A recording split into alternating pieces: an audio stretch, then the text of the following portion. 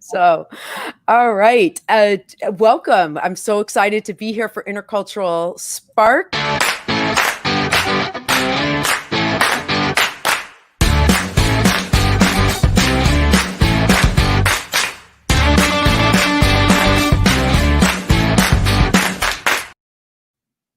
All right. I always start dancing to that when I play it. So that's the new opening.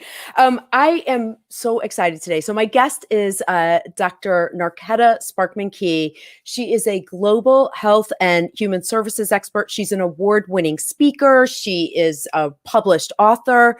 I'm positive that she's actually like 6 people because she's also director of faculty and diversity at Old Dominion University. Like I said, I think she's actually 6 people because I don't know how she does everything, but I'm so excited to welcome you today to Intercultural Sparks. Thank you for being here. Thank you. I am so excited to be here. I wish I was 6 people. I can use a clone right now. Oh, I can only imagine. I was looking at everything you do between being a speaker, you've got a podcast, you're on social media, you teach, an award-winning teacher.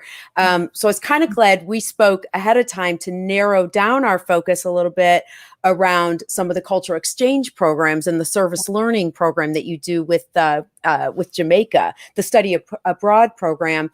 I know I had shared that I went to Mexico when I was 15 and it was transformational for me. Mm-hmm. Can you talk about what you're doing with students and the service learning program that you're doing to Jamaica? I am so excited about the service learning program in Jamaica. I have been doing it for about 7 years, and I have the opportunity to take students to Jamaica through a partnership through the University of West Indies, and our students get to work with pregnant teens in Jamaica. Wow. We build self-esteem. We focus on building self-esteem and just kind of empowering them. And what I realized— I'm going to actually throw up some pictures of it as you're talking about it. That's so cool. And those are the girls that we empower in the back of us. And so we just get to, empower them, uplift them, give them some hope, help them develop goals. And it has been a great experience for not only the girls that we work with, but for the girls that I take with me. It has been life-changing. I think that we end up empowering ourselves. And by the end of the experience, no one wants to leave. It's an emotional experience just having to leave that environment because we have so much of an impact, not only on them, but the impact they have on us all. Well, there were a lot of things just in the way that you set it up that's really interesting. So one is the students you take and the cultural immersion that they have. Could you talk about that first in terms of what it means for students being in another culture? I know you said some of the students had never even traveled before. Yes.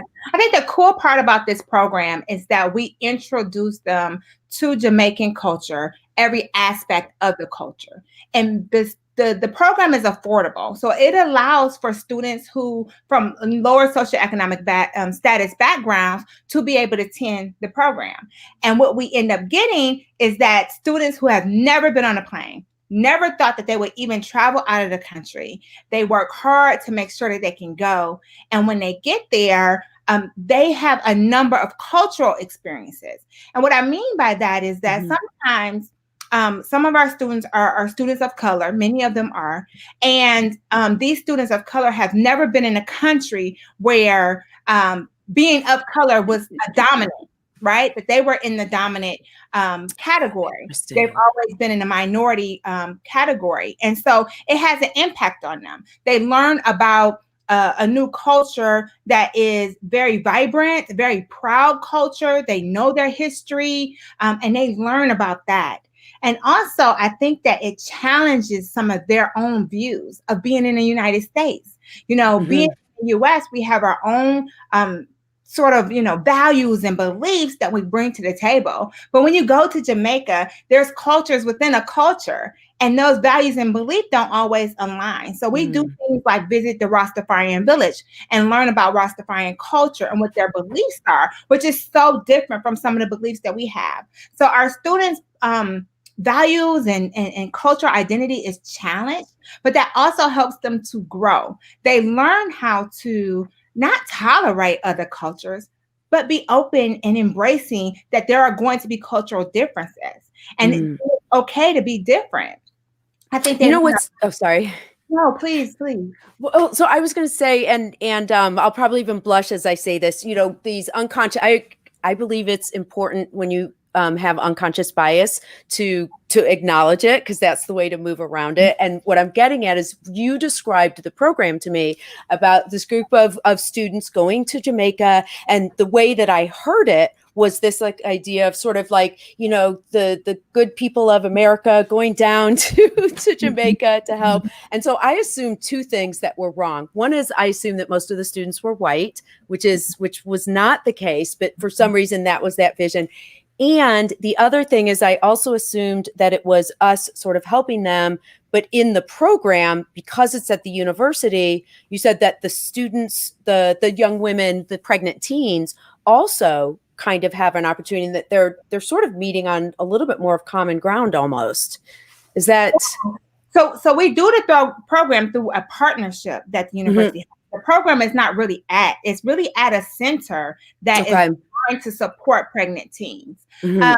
And so each year I have a different makeup of group of students that I take. Sometimes I have majority white students. Sometimes I have majority students of color. And so I see a number of different things happening, especially when you start talking about our biases, right? One thing that we do is we debrief after every experience. And our debriefings are always really, really good, because students are like, you know, they're challenged. Their views are challenged. Their beliefs, their values they're challenged, and they want to talk about that, right? They want to talk about, you know, how these pregnant teens get kicked out of school because they're pregnant, right?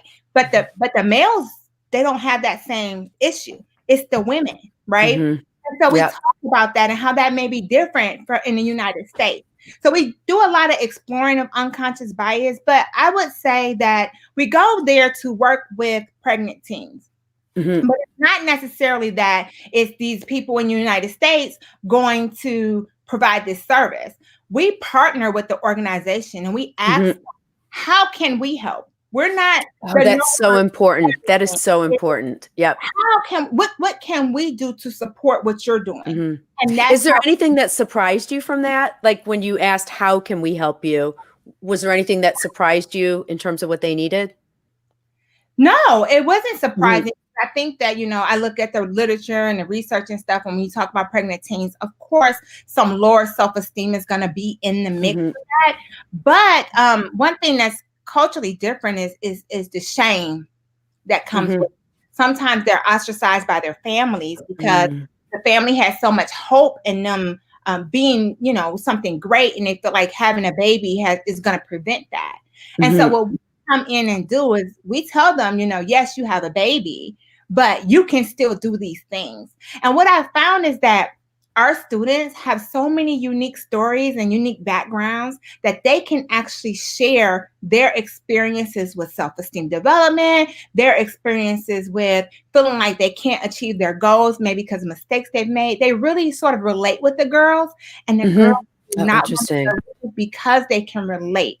It ends up being a growth opportunity for everyone in the environment.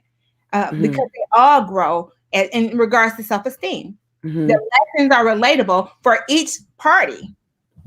That sounds, actually, I want to put up your website now too, for people to find out more about you.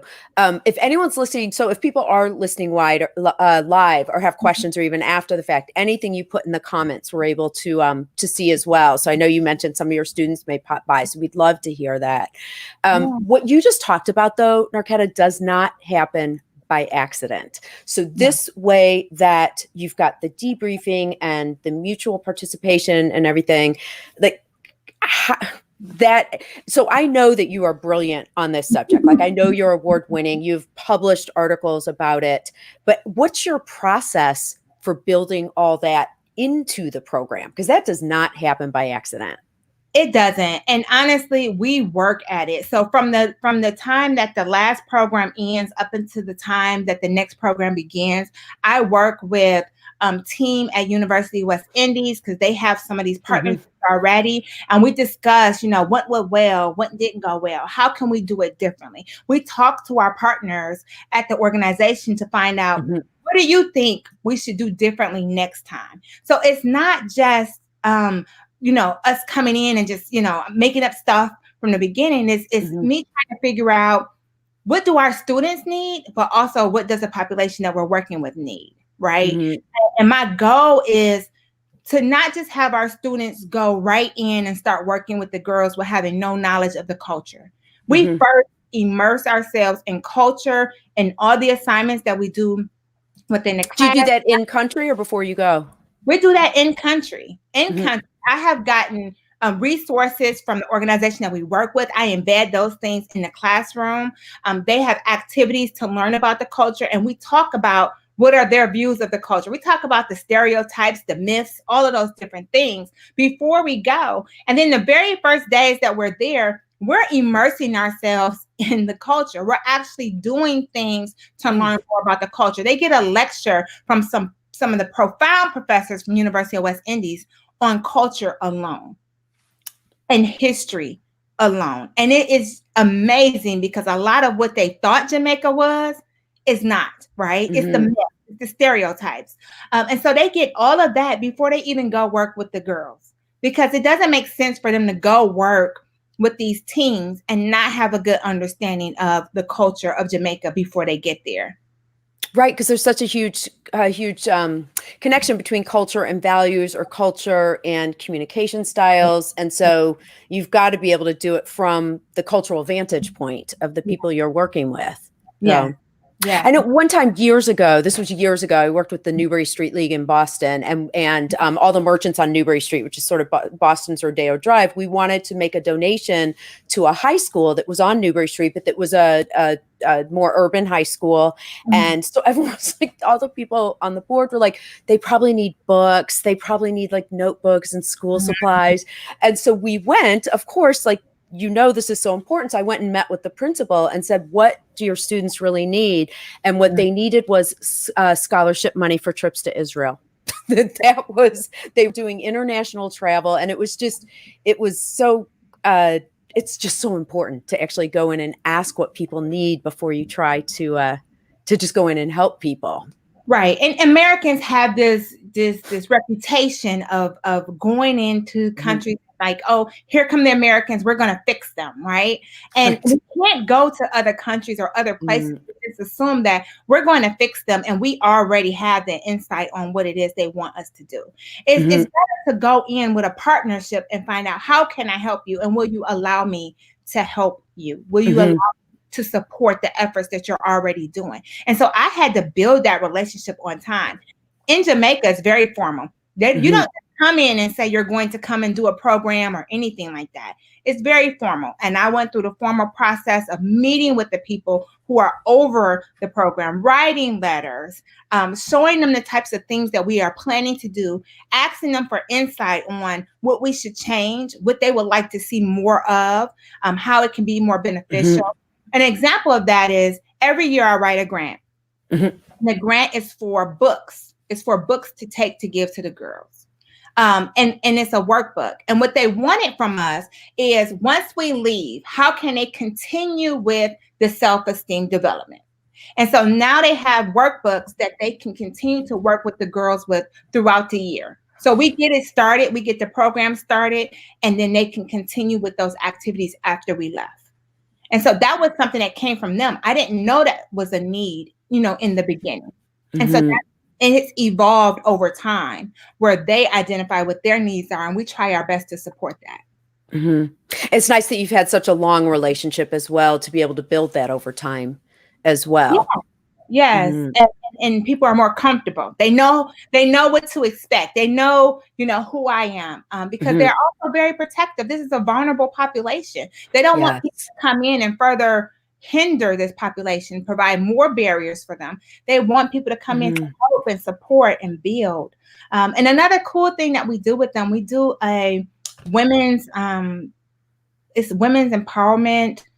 Oh, I can't think of the term of it. But when we're there, it's always this holiday. It's National Women's equity holiday. And so Mm-hmm. we do a program with them. And over time, that program has evolved where we get to take them from the center that they're in, bring them to the University of West Indies campus. So now they see a university campus, they can see themselves at a campus, and Nice. we try an empowerment program where we have other speakers come in to empower and talk about their journey to success. Mm-hmm. And that has been a great benefit. It didn't start off that way, but it ended up over time. How can we improve? How can we better serve them? Mm-hmm. And it ends up being a great opportunity. And our students are so amazing that they come up with talented ways to put on a show. This March we had singing. We had someone who could sing and open it up. Oh, that's nice. One of the girls in the center, she sang too. She sang songs, and it was just a celebration of womanhood. Mm-hmm. Well, and you actually are a leader as well. And again, just anyone who's watching live, please do say hi or feel free to ask questions so we know who's here. But I know you just got in 2019, it was like the Coastal Virginia Business Magazine, a woman business leader recognition, but also then at your university, an award for being for outstanding, I think for teaching, but also leadership, and women's leadership in particular is something that you do a lot with. So are you one of the speakers as well, or how do you manifest your commitment to women's business leadership? I always speak when we're in Jamaica, always speak. Yeah, it's just a natural part of the program now. But also, I think I mentor women. I'm always supporting the efforts of women, trying to empower, trying to build them. And I do that naturally. And I started off, I had a program at a local homeless shelter where I went in and empowered women. And one of the ways I started that relationship was I went in to volunteer and serve food so that the women could get to know me. So by the time I did an empowerment program or anything with them, they knew me as a person who served food. And they were comfortable talking with me. And so I started doing that program just to empower women who were in a shelter. And so I continue to do that. I partner with the YWCA. I just adopted 2 rooms and fully decorated those 2 rooms so that when they walk into the shelter, YWCA, when they walk into the shelter, it doesn't feel like a shelter. It feels like a home. Because can you imagine how devastating that is to have to leave your home and come to a place that actually looks like a shelter, right? Sure. No, we made it look like a bedroom, like it was my bedroom, right? That's so nice. So I do a number of things to empower women within my community, but also on campus. And so what you saw was the Women's Caucus gave me an award for the things that I do for women on campus. Okay. And some of those things is really, mentorship, support, helping them to navigate academic life, sharing my story. I was a single mother with 2 small children when I became a professor. Right. And I was expected to do all these things after relocating somewhere I had never even traveled to. And so it was an adjustment for me. And so when I think about how are women being supported who have some similar stories, how are women with children being supported? How are women of color being supported? And how can I contribute to that? So it just comes naturally because I'm a woman. I feel like it's an obligation to support others. So sure. It's absolutely natural because you're a woman and wanting to help others. But it's so funny. You and I spoke. We were introduced by Dr. Tanja Coleman, and we spoke and focused on this the topic of the Jamaica program. And then I felt like there was a show, How I Met Your Mother, and there's one scene where he goes on a blind date. They're getting along so well. She leaves and goes to the bathroom, and in the meantime, he Googles her. She comes back and he can't even talk to her because he's actually, now that he's Googled her, found out like all that she does and like how she's even more amazing than his experience of her in person. Google is something else, isn't it? Oh my God. So here's my question for you though, Narketta, because this is really important. So I think a lot of people in their heart say, oh, I'm a woman, I want to do stuff for other women. But what I find amazing, and I hope there's like a 1-word secret for this,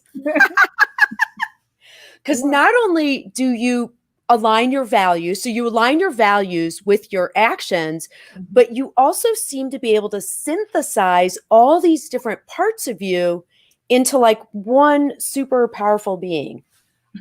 How do you do this? You know what? I follow what brings me joy. And it's just going to be really hard. Mm. When I first relocated to Virginia, I'm in Virginia now. When I first relocated to Virginia, I was so focused on meeting the requirements of my job. Right? I had to check all the boxes, and I wasn't happy. It impacted me. It impacted me mentally, and I had to reconnect, and I had to find out what was it that I needed to be happy, and that was working with people, supporting my community. That made me happy, even if it didn't count for anything, even if it didn't come with a check. It came with, they gave me so much. And I'll tell you this one story. When I developed the program at the women's shelter, I was there, I would go there. And oftentimes I was going there, I was broken. That's the reason why I reconnected with the shelter. I wasn't happy with my career at the time. Things wasn't going well for me. And I would go to this shelter, and these women would be struggling, trying to figure out where to start. And they would pray for me, like literally pray for me. And I'm like, they don't know me, right? But they would pray. And I mean, like, not this rehearsed prayer, a true prayer. And I was getting so much from them when I came to support them, and they were empowering me. They were feeding me. They were keeping me. So for me, I was chasing my passion. I told someone else, you don't want to do what I do if you're not passionate about doing it. You don't want to do it just to check the box and say, oh, I need to be helping my community more. I need to, check this box. No, you need to do it because that's what you truly believe. You get something off of it, from it, even if it's not recognition or a paycheck, right? Some days I'm tired and I go and I speak to youth groups, because I'm empowering these youth and developing their self-esteem so that I can combat stuff like self-injury and suicide. It's important to do. And they feed me, and it's the truth. They honestly feed me. So I push forward because I know it's the right thing to do. Well, and the work that you do, I understand also with vulnerable populations, or also just on suicide, which is such an awful, awful thing and focus. And it looks like you've done some extensive research in that. That's the other thing too, is not only do you draw what is from your passion, but everything you do is really deeply research based as well, just with all the articles you've published and the research that you do, that you bring to everything you do, is really impressive. Right. I think I can't just go out and try to call myself helping people, and I don't know what research is saying the needs are, the gaps are, what is going on with the world. I need to also empower the people who are going to actually work with these populations for a paycheck. I need to make sure that they have the skills and things that they need. And so we need research and articles that tells us, what do the population want? What does the service providers want, and how we can give it to them? And so that's kind of how I bridge my research in there, is preparing, human service practitioners to go and do the same things as far as their career. It makes sense that you're such a leader in diversity and inclusion as well, because that whole approach to just intercultural communications is so important, is to be self-aware of who you are, but then also to be listening and receptive to what others want. I mean, that whole process that you bring to life is really phenomenal. And it sounds like it's reiterative in the sense of getting that deep research, building a relationship first, and then helping where you can. Yeah. Yes. Wow. Yeah. So it's like passion and purpose aligned. Well, passion and purpose, but also, brilliance. I mean, the doctor is there for a reason. I asked before we started, should I call you Narketta or Dr. Key? Because the doctor, like the level of intelligence sounds like a funny word, but I'm talking about just the level of brilliance. How's that? The level of brilliance that you bring, though, is like, it feeds the power and the purpose, though, It definitely does. Thank you for that. Thank you. Because I also normalized the journey to becoming a doctor. A single parent going back to school with 2 small children to become a professor, because she knew that that would benefit her kids more than anything else. Right. And so I normalized that journey to tell people, you can be what I am. I am a girl from Detroit, the urban Detroit city. And I've had many trials, but I didn't let those trials stop me from pursuing my goals. And I think that's the main message that I try to give people, is that this is temporary. Whatever situation you're in is temporary. Mhm. You can be something so much greater than that, and you can be me, right? I don't want them to say, oh, I wish I could go to college. No, you can go to college. And Mhm. that's the message I try to give people, is that you can do what your heart desires, what you dream of. Mhm. It is possible, it's not only for certain people. No, it's for you. Mhm. And that drives my discussions with teams, and really, I really enjoy working in urban communities because sometimes in those urban communities, they don't believe that they can change their environment. Mm. And Wow. we need to go in those communities and tell them, yes, you can, because Mhm. I'm from that same community, right? Oh, that is empowering. So, Mhm. all right, this next question I have for you, you can tell me it's a bad question because Okay. you're right. If I was talking to a male guest, I probably would not ask this question. Okay. Unless also, what I wonder is unless he also dressed as well as you. But what I felt like, that's why I know it's like, really, you're asking a clothing question. I am, because a lot of the pictures and like the one we used to promo this, like it was a bright orange, it was this gorgeous royal blue, or you've got this great pattern. And I feel like, do you feel like there's any connection between the boldness, like your bold colors, with kind of your just like, I'm here. It's we just had the high holidays in Judaism, and for Rosh Mhm. Hashanah, this thing, the story, it's called Hineni, I am here. And Mhm. it's like when God called, I'm going to get, if there's any rabbis watching, I'm sorry, because I'm going to get the actual details wrong. But it's like when God calls on, I hope it was Sarah, her response is, Hineni, I am here. Like, so if I'm Mm. called on, I'm going to serve. And I just felt like there was a connection between kind of the boldness of the colors you wear, that you're fully present wherever you are. Was that on purpose, or does that just happen? I'm from Detroit.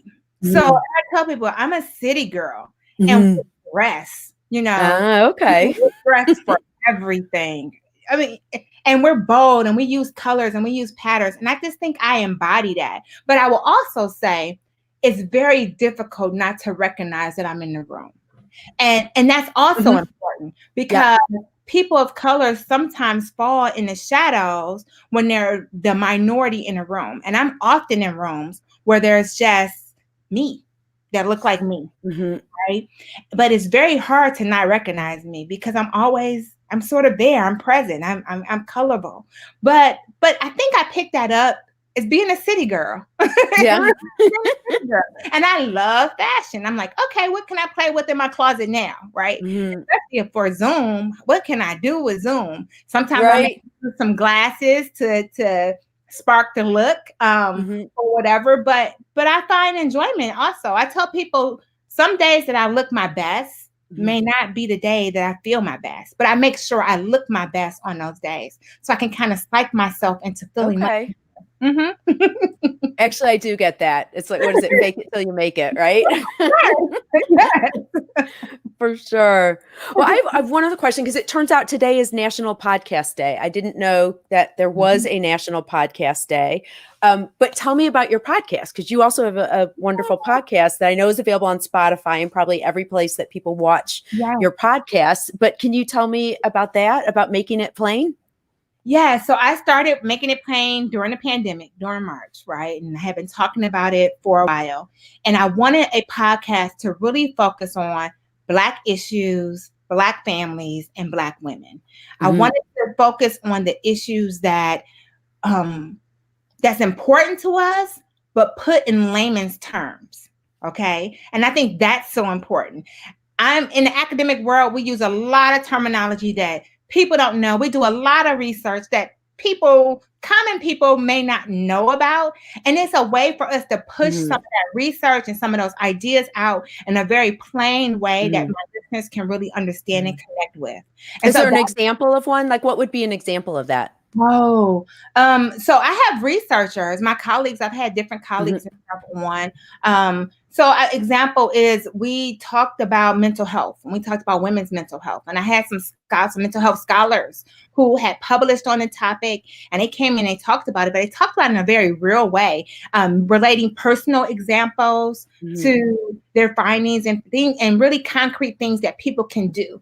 For instance, Black women in stress, right? And Mhm. mental health. What can Black women do to manage their mental health while experiencing stress from their work environments, but also stress from the environment that we're in as far as racism, right? And family and all these different pressures that we have as Black women. How can they maintain their mental health? And so what we talked about some of the things that research says, but we talked about real things that women can do. Kind of manage and balance themselves. And so we give like concrete stuff, but we have the discussions, just regular discussions of the things that we actually study and research. Yeah, so our upcoming episode will be talking about history, Black history. It's called The Myths, the Mysteries of, and the Truths of Black History, right? And so I have a scholar, whole research is dedicated to African American history. And so we're going to nice. You'll make it okay. And so it's called Make It Plain, correct? Making it plain. Making it plain. Yes. Okay, here's what I'd love about this. We can actually fix that to make sure nobody gets it any wrong. Yes, it's Making It Plain with Dr. Key. It's available on Spotify. It's available on iTunes, on Apple Podcasts. And so I really hope people do tune in. I think that I have friends that, some of my white friends tune in because they want to know a little bit about Black issues and, the things that are going on in the Black community. So I think it's a great podcast for that because we talk about some of the real issues. I'll put a link to it in the comments as well. But I would say also one thing that you do that I've seen that also you've done women issues, like you just did an article about women in particular and how women were doing less publishing and writing and stuff like that because of COVID. Yeah. I saw that you did a whole research looking at LGBTQ community. Like it looks like though that you're also doing research looking into a variety of different communities in terms of impacts that affect them. Will you talk about, you have a passion for, culturally competent service delivery and advocating for the empowerment of vulnerable populations. Yes. Yes. So my research really focuses on all those different populations and how we can better serve them and how service providers are aware of the needs of those cultures and those individuals, right? We can't assume that people are culturally competent. We can't assume that they have the understanding of these different groups. And so my research has been dedicated to looking at the needs of these populations and informing the field on how we can better serve these populations and what needs to be done. Wow. So let me ask you a question. We could probably we barely just scratched the surface. I know. I want to ask you a question though which does relate to when you're talking about, you must have some sort of process that goes to, I don't know if it's not necessarily the commonalities because each population has its own set of issues and things, but do you have like a certain set of criteria that are lenses that you look through when you do research on different populations? Yeah. So my field is human services. Human services is a generalist profession. We're very similar to those fields like social services and social work and those type of things. And so our students go out and work with these various populations. We can't assume that our students really know what the needs are within these populations. So a lot of what I do is questions that I want to answer for our students that can better prepare them to work with diverse populations. And that's the whole thing. So I get with my colleagues, I get with some of our graduate students and I ask, I was thinking about this. What do you think about that? And we have a brainstorm about how we can address that. We look at other studies and we see what they've studied and what they didn't study, right? And we try to add to that by addressing that gap, what they didn't study and what they wish they knew. And so we try to study that so that we can, just develop better practitioners. We want people, and one of the biggest things in counseling is that there are not as many Black counselors, right? And then some of the counselors who are of other nationalities are not prepared to work with Black issues. How do we address that, right? We need to address that. We need to make it known that these are the needs of people of color and that, people who are not in those populations need to do the work to make sure that they can actually counsel, support, and work with their clients that are of color. And so that's sort of what the research has been doing. And so working, my research on LGBTQ has always been a passion of mine. My research with women has always been a passion of mine. And so I looked at parenting, right? And how we parent differently, but how does those parenting styles impact our children? And so all of it lends to our better understanding of what we need to do as human services practitioners. Actually, in that answer too, I think that you just gave insight into how you sort of align things, that, the research is so you can better prepare students, but then as long as you have the research, you're going to write an article and, oh yeah, I met this person, so I'll have them on my podcast. Now it's like, I can see that it starts with that. What's interesting, it sounds like actually helping prepare your students is one of the core things. And then all of it kind of goes from there a little bit, if that makes sense. It is. Right now, I've been thinking about the studies that I've done. How can I push those studies out to a wider audience so that it impacts, so that, for instance, parents who have children that are experiencing, different things and they need help, so that parents have information on what they should be asking for when they're seeking help for their child, right? So how can I push this information out that's in academic journals that only academics read or study or utilize, right, out to a wider audience? And the one way to do that is through writing the op-eds in newspapers. It's through my podcast, right? And so I try to reach a wider audience so that the work that I'm doing is not just sitting in a journal getting dusty. That it can actually help somebody. It can help somebody. That's amazing. All right, I'm going to ask you a closing question. We talked about, because my company is called Intercultural Talk. And so I always talk about intercultural talk tools, the things that we have in our, I don't know if you want to call it in your toolkit, like self-awareness. You have to be aware of yourself, curiosity, perspective taking. These are things that interculturally help you communicate and connect better. What is one thing that you would add to that to help people have better intercultural understanding and communication?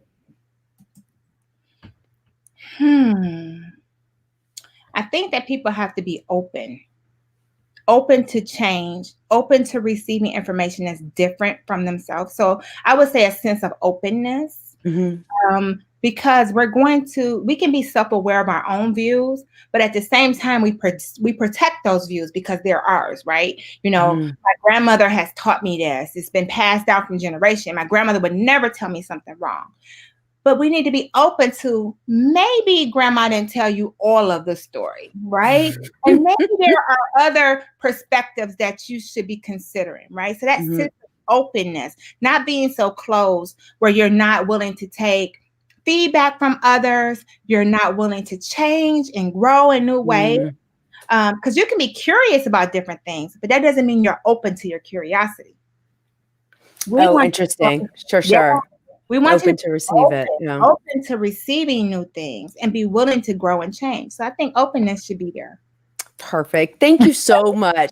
Don't go away. I'm going to end our broadcast. And then for people afterwards, if, whether you're watching live or if you're coming afterwards, please feel free to leave comments or questions, and we're happy to respond. And I will put the link to your podcast in the comments as well. So thank you, Dr. Key, for being here. And I'm going to end